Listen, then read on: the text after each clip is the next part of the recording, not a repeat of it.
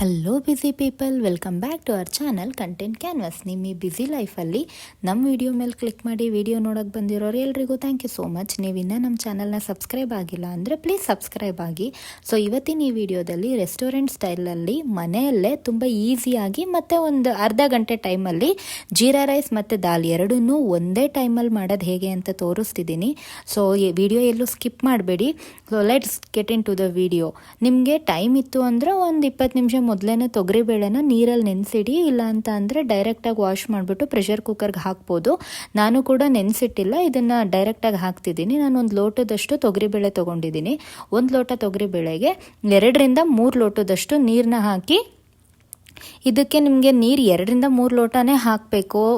ಇನ್ನೊಂದು ಸ್ವಲ್ಪ ಜಾಸ್ತಿ ಹಾಕಿದರೆ ನೀವು ವಿಷಲ್ ಬರ್ಸುವಾಗ ನೀರು ಹೊರಗೆ ಬರೋ ಚಾನ್ಸಸ್ ಇರುತ್ತೆ. ಸೊ ನೀರು ಹಾಕಿ ಅದಕ್ಕೆ ಒಂದು ಅರ್ಧ ಸ್ಪೂನಷ್ಟು ಅರಿಶಿನ ಪುಡಿ ಹಾಕಿ, ಮತ್ತು ದಾಲ್ಗೆ ಸ್ವಲ್ಪ ರುಚಿ ಬರಲಿ ಅಂತ ಒಂದು ಅರ್ಧ ಸ್ಪೂನಷ್ಟು ಉಪ್ಪು ಹಾಕಿ, ಇದಿಷ್ಟನ್ನು ಹಾಕ್ಬಿಟ್ಟು ಒಂದು ಮೀಡಿಯಮ್ ಫ್ಲೇಮಲ್ಲಿ ಒಂದು 3 ವಿಷಲ್ನ ಬರ್ಸ್ಕೊಳ್ಳಿ. ಸೊ 3 ವಿಷಲ್ ಬರ್ಸೋದ್ರಿಂದ ದಾಲ್ ನೀಟಾಗಿ ಸ್ಮ್ಯಾಶ್ ಆಗುತ್ತೆ. ಸೊ ಇದು ವಿಷಲ್ ಬರೋದ್ರೊಳಗಡೆ ನಾವು ಇನ್ನೊಂದು ಕಡೆ ಇನ್ನೊಂದು ಪ್ರೆಷರ್ ಕುಕ್ಕರ್ಗೆ ಜೀರಾ ರೈಸ್ ಮಾಡ್ಕೊಳ್ಳೋಕೆ ರೆಡಿ ಮಾಡ್ಕೊಳ್ಳೋಣ. ಸೊ ಒಂದು ಪ್ರೆಷರ್ ಕುಕ್ಕರ್ನ ಇಟ್ಟು ಅದು ಬಿಸಿ ಆದಮೇಲೆ ಒಂದು 3 ಟೇಬಲ್ ಸ್ಪೂನ್ ಅಷ್ಟು ಎಣ್ಣೆ ಹಾಕಿ, ನಾನು ಒಂದು ಅರ್ಧ ಇಂಚಷ್ಟು ಚಕ್ಕೆ, 1-2 ಲವಂಗ ಮತ್ತು 1 ಬ್ಲ್ಯಾಕ್ ಏಲಕ್ಕಿ, ಅದ್ರ ಜೊತೆಗೆ 1-2 ಬಿರಿಯಾನಿ ಎಲೆ ಹಾಕಿದ್ದೀನಿ. ಇದಿಷ್ಟನ್ನು ಲೋ ಫ್ಲೇಮಲ್ಲಿ ಒಂದು 2 ನಿಮಿಷ ಫ್ರಾಗ್ರೆನ್ಸ್ ಬರೋ ತನಕ ಫ್ರೈ ಮಾಡ್ಕೊಳ್ಳೋಣ. ಇದು ಫ್ರಾಗ್ರೆನ್ಸ್ ಬರೋಕ್ಕೆ ಸ್ಟಾರ್ಟ್ ಮಾಡಿದ ಮೇಲೆ 1/4 ಸ್ಪೂನಷ್ಟು ಜೀರಿಗೆ ಹಾಕಿ. ನಿಮಗೆ ಗ್ಯಾಸ್ಟ್ರಿಕ್ ಇಶ್ಯೂಸ್ ಇದೆ ಅನ್ನೋರು ಜೀರಿಗೆ ಸ್ವಲ್ಪ ಕಮ್ಮಿ ಕೂಡ ಹಾಕ್ಬೋದು. ಜೀರಿಗೆನೂ ಅಷ್ಟೇ ಹೈ ಫ್ಲೇಮಲ್ಲಿ ಇಲ್ಲ ಮೀಡಿಯಮ್ ಫ್ಲೇಮಲ್ಲಿ ಇಟ್ಕೊಂಡು ಉರಿಯೋಕೆ ಹೋಗಬೇಡಿ, ಯಾಕಂದರೆ ಬೇಗ ಸಿಯೋ ಅಂಥ ಚಾನ್ಸಸ್ ಇರುತ್ತೆ. ಹಾಗಾಗಿ ಲೋ ಫ್ಲೇಮಲ್ಲೇ 1 ನಿಮಿಷದಷ್ಟು ಚೆನ್ನಾಗಿ ಜೀರಿಗೆನ ಹುರ್ಕೊಳ್ಳಿ. ಜೀರಿಗೆನೂ ಸಹ ಹಸಿ ಸ್ಮೆಲ್ ಹೋಗೋ ತನಕ ಹುರ್ಕೊಂಡಾದ್ಮೇಲೆ 1-2 ಈರುಳ್ಳಿನ ಸಣ್ಣದಾಗಿ ಹೆಚ್ಚಿಟ್ಕೊಂಡಿದ್ದೀನಿ. ಆ 2 ಈರುಳ್ಳಿನೂ ಹಾಕ್ತಿದ್ದೀನಿ. ಅದ್ರ ಜೊತೆಗೆ ಸ್ವಲ್ಪ ಟೇಸ್ಟ್ ಬರಲಿ ಅಂತ ಅಂದ್ಬಿಟ್ಟು ಒಂದು 3 ಮೆಣಸಿನ್ಕಾಯಿನ ಹಾಕ್ತಿದ್ದೀನಿ. ನಿಮಗೆ ಮೆಣಸಿನ್ಕಾಯ್ದು ಖಾರ ಇಷ್ಟ ಆಗಲ್ಲ ಅಂತ ಅಂದರೆ ಸ್ವಲ್ಪ ಕಮ್ಮಿ ಕೂಡ ಹಾಕೋಬೋದು, ಮತ್ತು ಕಟ್ ಮಾಡಿ ಕೂಡ ಹಾಕ್ಬೋದು. ನಾನು ಇದನ್ನು ಕಟ್ ಮಾಡಿಲ್ಲ, ಹಾಗೆ ಹಾಕ್ತಿದ್ದೀನಿ. ಒಂದು 3ರಿಂದ 4 ನಿಮಿಷ ನಿಮಗೆ ಈರುಳ್ಳಿ ಚೆನ್ನಾಗಿ ಬೇಯೋ ತನಕ ಈ ಎಣ್ಣೆಯಲ್ಲಿ ಚೆನ್ನಾಗಿ ಫ್ರೈ ಮಾಡಿಕೊಂಡು, ಅದಾದಮೇಲೆ ನಾನು ತೊಗೊಂಡಿರೋದು 1 ಲೋಟ ಅಷ್ಟು ಅಕ್ಕಿಗೆ 1.5 ಲೋಟದಷ್ಟು ನೀರು ಹಾಕ್ತಿದ್ದೀನಿ. ನೀವು ಯಾವ ಅಕ್ಕಿ ತೊಗೋತೀರೋ ಅದ್ರ ಮೇಲೆ 1.5 ಲೋಟದಿಂದ 2 ಲೋಟದಷ್ಟು ಹಾಕಿ.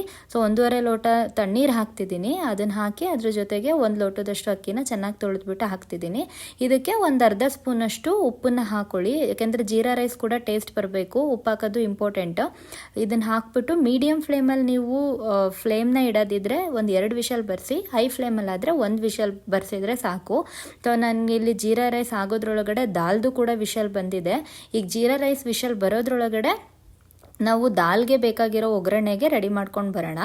ಇವಾಗ ಒಂದು ಫ್ರೈಯಿಂಗ್ ಪ್ಯಾನ್ಗೆ ಒಂದು 5ರಿಂದ 6 ಟೇಬಲ್ ಸ್ಪೂನಷ್ಟು ಕುಕ್ಕಿಂಗ್ ಆಯಿಲ್ ಹಾಕ್ತಿದ್ದೀನಿ.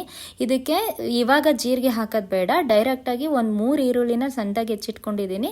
ಆ 3 ಈರುಳ್ಳಿ ಮತ್ತು ಅದ್ರ ಜೊತೆಗೆ ಒಂದು 4 ಹಸಿರು ಮೆಣಸಿನ್ಕಾಯಿ ಹಾಕ್ತಿದ್ದೀನಿ. ನಾನು ಮೊದಲೇ ಹೇಳ್ದಂಗೆ ನೀವು ದಾಲ್ನ ಬರೀ ಖಾರ ಪುಡಿ ಹಾಕಿ ಕೂಡ ಮಾಡ್ಬೋದು. ನಿಮಗೆ ಹಸಿರು ಮೆಣಸಿನ್ಕಾಯಿ ಬೇಡ ಅಂದರೆ ನೀವು ಅದನ್ನು ಸ್ಕಿಪ್ ಕೂಡ ಮಾಡ್ಬೋದು. ಈರುಳ್ಳಿ ಮತ್ತು ಹಸಿರು ಮೆಣಸಿನ್ಕಾಯಿ ಹಾಕಿ ಇದಕ್ಕೆ 1 ಟೇಬಲ್ ಸ್ಪೂನಷ್ಟು ಶುಂಠಿ ಬೆಳ್ಳುಳ್ಳಿ ಪೇಸ್ಟ್ ಹಾಕ್ತಿದ್ದೀನಿ. ನಿಮ್ಮ ಹತ್ರ ಇನ್ ಕೇಸ್ ಶುಂಠಿ ಬೆಳ್ಳುಳ್ಳಿ ಪೇಸ್ಟ್ ಇಲ್ಲ ಅಂತ ಅಂದರೆ ಆವಾಗ ಕೂಡ ಜಜ್ಕೊಂಡು ಹಾಕೋಬೋದು. ಇದಕ್ಕೆ ಆಲ್ರೆಡಿ ನಾವು ದಾಲ್ಗೆ ಅರಿಶಿನ ಪುಡಿ ಹಾಕಿದ್ದೀವಿ, ಹಾಗಾಗಿ ಇದಕ್ಕೊಂದು 1/4 ಸ್ಪೂನಷ್ಟು ಅರಿಶಿನ ಪುಡಿ ಹಾಕಿ ಸಾಕಾಗುತ್ತೆ. ಮತ್ತು ಈರುಳ್ಳಿ ಬೇಯೋದಕ್ಕೆ ಒಂದು 1/4 ಸ್ಪೂನಷ್ಟು ಉಪ್ಪು ಹಾಕ್ಬಿಟ್ಟು ಈರುಳ್ಳಿ ಚೆನ್ನಾಗಿ ಬೇಯೋ ತನಕ ಅಂದರೆ ಒಂದು 3ರಿಂದ 4 ನಿಮಿಷ ಚೆನ್ನಾಗಿ ಫ್ರೈ ಮಾಡಿ. ಇದು ಫ್ರೈ ಆದಮೇಲೆ 2 ಮೀಡಿಯಮ್ ಸೈಜ್ ಟೊಮ್ಯಾಟೋನ ಸಣ್ಣದಾಗಿ ಹೆಚ್ಚಿಟ್ಕೊಂಡಿದ್ದೀನಿ, ಅದನ್ನ ಇವಾಗ ಹಾಕ್ತಿದ್ದೀನಿ. ಸೊ ಮೀಡಿಯಮ್ ಫ್ಲೇಮಲ್ಲೇ ಟೊಮೊಟೊ ಸಾಫ್ಟ್ ಬರೋ ತನಕ ಒಂದು 4 ನಿಮಿಷ ಲಿಡ್ನ ಕ್ಲೋಸ್ ಮಾಡಿಬಿಟ್ಟು ಬೇಯಿಸ್ಕೊಳ್ಳೋಣ. ಒಂದು 4 ನಿಮಿಷ ಆದಮೇಲೆ ಟೊಮೆಟೊ ನೀಟಾಗಿ ಸಾಫ್ಟ್ ಬಂದಿರುತ್ತೆ. ಸೊ ಇವಾಗ ಟೊಮೆಟೊ ಸಾಫ್ಟ್ ಆಗಿದೆ. ಇದಕ್ಕೆ 1 ಸ್ಪೂನಷ್ಟು ಖಾರ ಪುಡಿ ಮತ್ತು 1 ಸ್ಪೂನಷ್ಟು ಸಾಂಬಾರ್ ಪೌಡರ್ ಹಾಕ್ತಿದ್ದೀನಿ. ನಾನು ಇದಕ್ಕೆ ಯಾವುದೇ ಥರದ ಗರಂ ಮಸಾಲ ಪೌಡರ್ ಹಾಕ್ತಿಲ್ಲ, ಯಾಕಂದರೆ ಸಾಂಬಾರ್ ಪೌಡ್ರಿಗೇನೆ ನಾವು ಗರಂ ಮಸಾಲೆಗೆ ಏನೇನೆಲ್ಲ ಇಂಗ್ರೀಡಿಯೆಂಟ್ಸ್ ಹಾಕ್ತೀವಲ್ಲ ಅದೆಲ್ಲ ಹಾಕಿನೇ ಇದು ರೆಡಿ ಮಾಡ್ಕೊಂಡಿರೋ ಪೌಡರು. ಹಾಗಾಗಿ ನಾನು ಗರಂ ಮಸಾಲ ಹಾಕ್ತಿಲ್ಲ. ಈಗ ಖಾರ ಪುಡಿ ಮತ್ತು ಸಾಂಬಾರು ಪುಡಿದು ಸ್ವಲ್ಪ ಹಸಿ ಸ್ಮೆಲ್ ಹೋಗಲಿ, 1-2 ನಿಮಿಷ ಇದು ಚೆನ್ನಾಗಿ ಎಣ್ಣೆಲಿ ಹಾಗೆ ಫ್ರೈ ಆಗ್ತಿರಲಿ. ಅಷ್ಟರೊಳಗಡೆ ನಾವಿಲ್ಲಿ ದಾಲ್ನ ಬೇಯಕ್ಕೆ ಇಟ್ಟಿದ್ವಲ್ಲ ಅದು ನೀಟಾಗಿ ಸ್ಮ್ಯಾಶ್ ಆಗಿದೆಯಾ ಇಲ್ವಾ ಅಂತ ನೋಡ್ಕೊಳ್ಳಿ. ಇನ್ ಕೇಸ್ ಏನಾದರೂ ನಮಗಿನ್ನೂ ತೊಗರಿಬೇಳೆ ನೀಟಾಗಿ ಸ್ಮ್ಯಾಶ್ ಆಗಿಲ್ಲ ಅಂತ ಅಂದರೆ ಒಂದ್ಸಲ ಸ್ಮ್ಯಾಶರಲ್ಲಿ ಸ್ಮ್ಯಾಶ್ ಮಾಡ್ಕೊಳ್ಳಿ. ಸೊ ಅವಾಗ ನೀಟಾಗಿ ಸ್ಮ್ಯಾಶ್ ಆಗುತ್ತೆ, ನೀಟಾಗಿ ಬೆಂದಿರೋದ್ರಿಂದ. ಈಗ ಅದು ಸ್ಮ್ಯಾಶ್ ಆದಮೇಲೆ ನಾವು ಈ ಕಡೆ ಒಗ್ಗರಣೆ ರೆಡಿ ಮಾಡ್ಕೋತಿದ್ವಲ್ಲ ಅದಕ್ಕೆ ಈ ತೊಗರಿಬೇಳೆ ಬೇಯಿಸ್ಕೊಂಡಿರೋದನ್ನು ಮಿಕ್ಸ್ ಮಾಡ್ಕೊಳ್ಳೋಣ. ಇವಾಗ ಮೀಡಿಯಮ್ ಫ್ಲೇಮಲ್ಲಿ ನಿಮ್ಗೆ ಏನಾದರೂ ದಾಲು ಥಿಕ್ನೆಸ್ ಹೆಚ್ಚು ಕಮ್ಮಿ ಇದ್ದರೆ ನೀವು ನೀರನ್ನ ಇವಾಗ ಹಾಕೋಬೋದು. ಹಾಕೋಬಿಟ್ಟು ಒಂದು 3ರಿಂದ 4 ನಿಮಿಷ ಚೆನ್ನಾಗಿ ಕುದಿಸಿ. ಆ ಥರ ಕುದಿಸೋದ್ರಿಂದ ದಾಲ್ಗೆ ನಾವು ರೆಡಿ ಮಾಡ್ಕೊಂಡಿರೋ ಮಸಾಲೆ ನೀಟಾಗಿ ಹತ್ತುತ್ತೆ. ಆವಾಗ ನಮಗೆ ದಾಲ್ ಚೆನ್ನಾಗಿ ಟೇಸ್ಟ್ ಸಿಗುತ್ತೆ. ಸೊ ಇದು ಕುದಿಯೋ ಅಂಥ ಟೈಮಲ್ಲಿ ಸಣ್ಣದಾಗಿ ಹೆಚ್ಚಿಟ್ಕೊಂಡಿರೋಂಥ ಕೊತ್ತಂಬರಿ ಸೊಪ್ಪನ್ನ ಹಾಕೊಳ್ಳಿ.